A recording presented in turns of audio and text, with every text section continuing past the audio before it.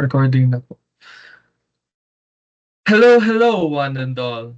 We are the fourth presenters who will be discussing phylum Chordata. Fish phyla, as we have encountered many different styles or forms which fishes take into.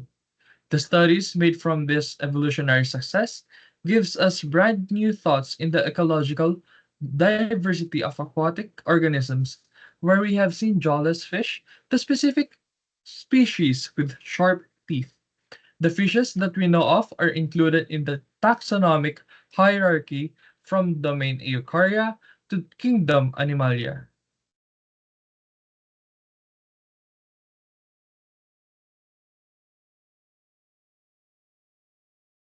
So as we introduce phylum Vertebrata, there is a subgroup called subphylum Vertebrata. It is a major group within the phylum Chordata that is distinguished by the presence of a vertebral column or backbone that protects the spinal cord.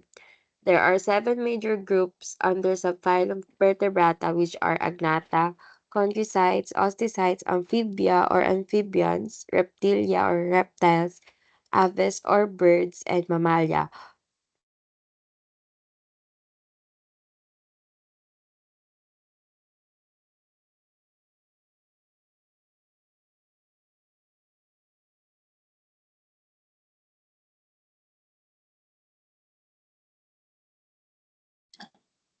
For the first class is the class Agnatha.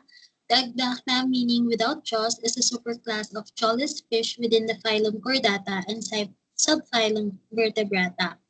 Some of the characteristics of class Agnatha is the absence of jaws, which making them distinct from other vertebrate classes. Another is the lack of teeth, paired appendages, and exoskeleton, and Agdatha do not possess teeth or paired appendages like fins. Furthermore, they lack exoskeleton. There are five subclasses under the class Agnatha, which are the cyclostomes, Conodonta, Hyperorartia, Meloconomingida, and Ostracoderms. Next, please. For the first subclass cyclostomes, one example for this is the Mexini or the hagfish.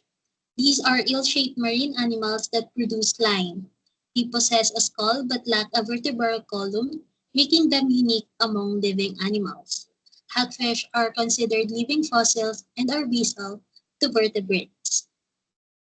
Next, please. Next is the subclass Conodonta. The examples for this are the conodonts, which is extinct. Conodonts were eel-like agnathans that existed from the Cambrian to the beginning of the Jurassic period. They exhibited a wide range of lifestyles, with some species being filter feeders and other being macropredators. Initially, these animals were known only through microscopic tooth structures called conodont elements. Next, please. So the next subclass of the class Agnatha are the Hyperoarchaea, which are common inhabitants of marine and freshwater environments. The most common example of this subclass are lampreys. Lampreys are predators and the larvae are the filter feeders. So this subclass consists of jawless fishes and this subclass particularly lives a predator lifestyle. One the most important characteristic of this subclass is that their mouth is sucker-like and their lips have sensory and attachment functions and they use their tongues to rasp away scales. These also have salivary glands with anticoagulant secretions that are used to prevent and treat blood clots in blood vessels and the heart. Next. Next is the subclass Meloconmingida, which are extinct species who lived 525 million years ago during the Cambrian period. Their distinct characteristics are their distinct heads and they are also jawless. They do not have any side fins and they don't have any side fins and have spine surrounded by muscles. They are almost like vertebrates. However, there is really no full backbone because it was never been proved. Next.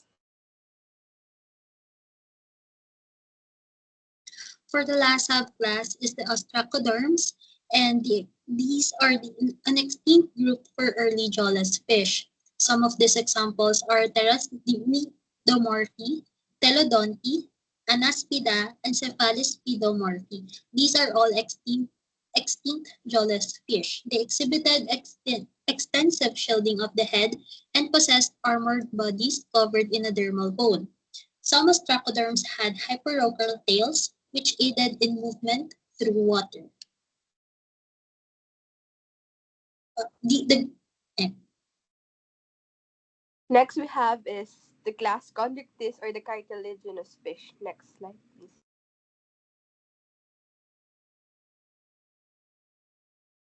So, class Chondrichthyes is a cartilaginous fish that can be found in shallow coastal regions to the deep ocean. So, cartilaginous since they are made of skeleton and not bone. The difference between the two is skeleton is softer than bone, and they are made like that for them to easily swim since they lack air bladder. So, for them not to swim, need nilang mag-swim para hindi sila lumubog. So, additionally, since soft nga sila, yung ngipin nila is hindi attached sa jawbone.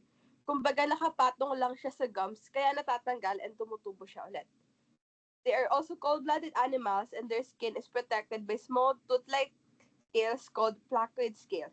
They have the ability to detect electrical fields and extreme sense of smell and hearing. So cold-blooded sila since they can regulate their temperature. They also have high sensory cell, reason why they can easily detect vibration, motion, and water pressure around them. Next slide, please. So Chondrichthyes has two subclasses, Elasmobranchi and Holocephaly. Next po. So for subclass Elasmobranchi, kita naman sa example, si stingray may 5 to 7 gills each side of the head. Yung gills din niya is exposed. They're apex predators and actively hunt other marine animals. Other examples is shark, rays, and sawfish. Next po. Next is the holocephaly. So compared kay Elasmobranchi, sa holocephaly, single gill on each side and covered din siya by operculum. So yun nga, hindi exposed and naka-cover siya. They are sedimentary compared to Elasmobranchi. Examples are chimeras, ghost sharks, and elephant fish. Now let's move on to class Osteichthyes or the bony fishes. So it's a diverse superclass of vertebrate animals that have endoskeletons primarily composed of bone tissue. So these are the sister groups together forming the bony fishes. Yung ray fin fishes, they have fins supported by thin, flexible rays and a streamlined body structure. In contrast naman, yung lobe-finned fishes, they possess fleshy fins with a central bony axis and branching bones resembling the limbs of tetrapods. So let's first move on to subclass Actinopterygii.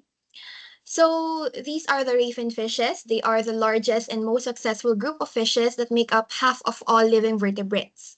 Their habitat regions range from temperate, tropical, polar, saltwater or marine, and freshwater. So they inhabit a variety of extreme environments. These include high-altitude lakes and streams, desert springs, for example, yung pupfishes, subterranean caves, example, yung cave fishes, ephemeral pools, polar seas, and the depths of the ocean, for example, yung deep-sea anglerfishes. As you can see, they have thin, flexible rays and a streamlined body structure. Some fish even spend time outside water. Yung mud skippers, they prey on invertebrates of mudflat habitats, while air-breathing catfishes and gouramis live in stagnant, low-oxygen ponds or they migrate over land to colonize new areas.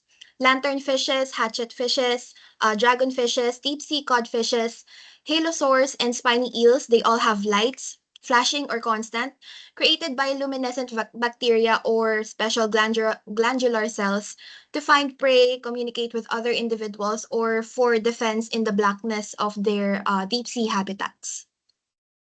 And then next is yung subclass Sarcopterygii. They are the lobe-finned fishes containing the coelacanths, lungfishes, tetrapods, and their fossil relatives. They are characterized by their fleshy pectoral and pelvic paired fins that articulate with the pectoral shoulder or pelvic hip girdles via a single bone. This is apparent in the coelacanths and lungfishes, which are more intuitively fish-like.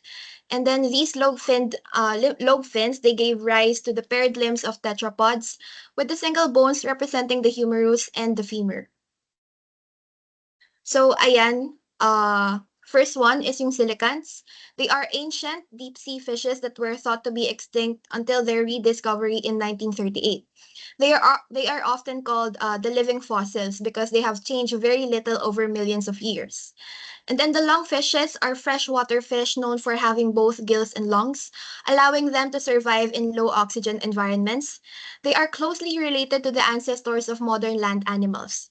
They can breathe air, and some species, they even burrow into the mud and enter a state of dormancy during droughts. And then, of course, yung tetrapods. They are four-limbed vertebrates that evolved from lobe-finned fishes.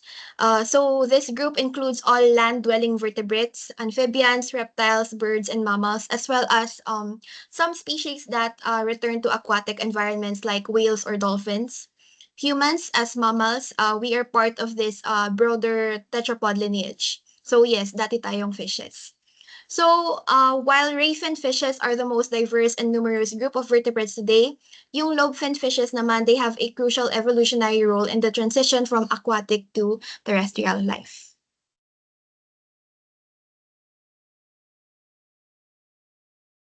So as for the adaptation and evolution, so fish have evolved and adapted to a wide variety of aquatic environments over millions of years. This process of evolution is driven by natural selection, where advantageous traits become more common in a population. Several factors such as environmental pressures, predation, and availability of food shape the evolutionary adaptations of fish. So we have six key aspects of fish adaptation and evolution. Next slide, please. Slide. So let us start with the morphological adaptations. So first, we have body shape. Fish develop different body shapes depending on where they live. For example, fishes having streamlined bodies like tunas and sharks reduce water resistance. They also swim fast as they are located in open water habitats. So um next is fish fin structures. Fins also develop depending on their environment.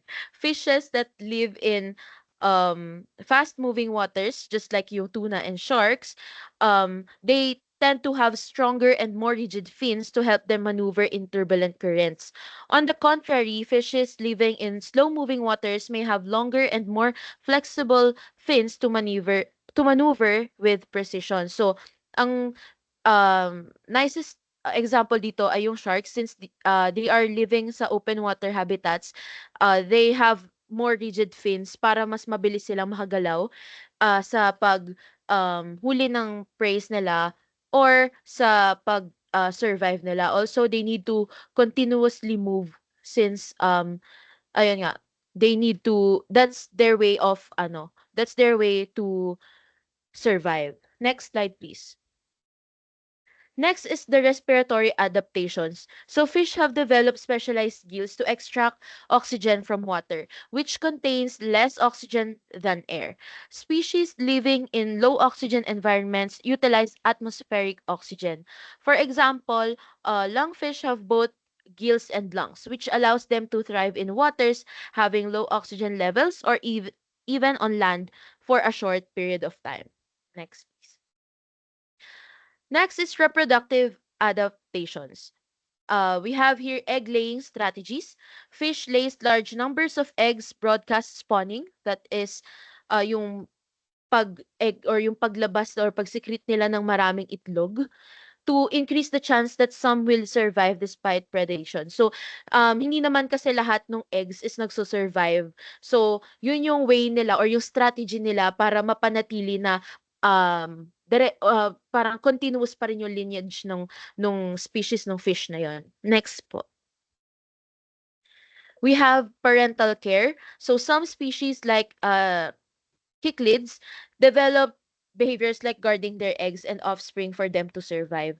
So, um, yung ibang fishes katulad ng mga nandiyan sa screen, sila yung mga, they roam around their eggs to protect them since they know na very prone sila sa mga predators. Next.